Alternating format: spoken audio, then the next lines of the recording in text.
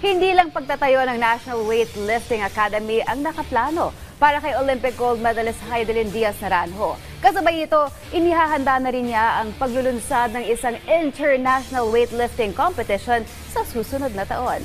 Narito ang report ni teammate Jamaica Bayaca.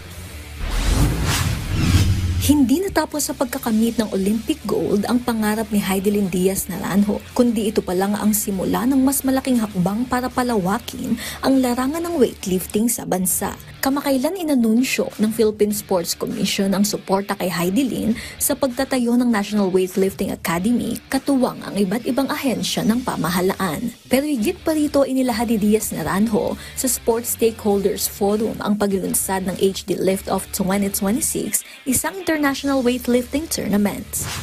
Para mas maraming laro ang weightlifting at medyo chill na competition kasi yung route na pag sa yung umbrella ng parang sa MF or mga international federation, pili lang. Ito, everyone is welcome to join weightlifting at matry.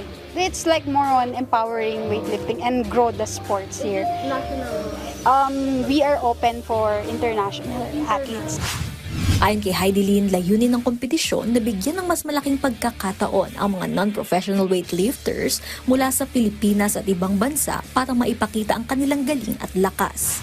Marami din nagwe-weightlifting na hindi as professional, kundi they do weightlifting. So, it's good also na para magkaroon ng friendship dito sa atin. Open for clubs and international mga gyms na gustong mag-barbell, gustong mag-weightlifting from ground to overhead. So, it's their time to PR, it's their time to do their best sa competitions.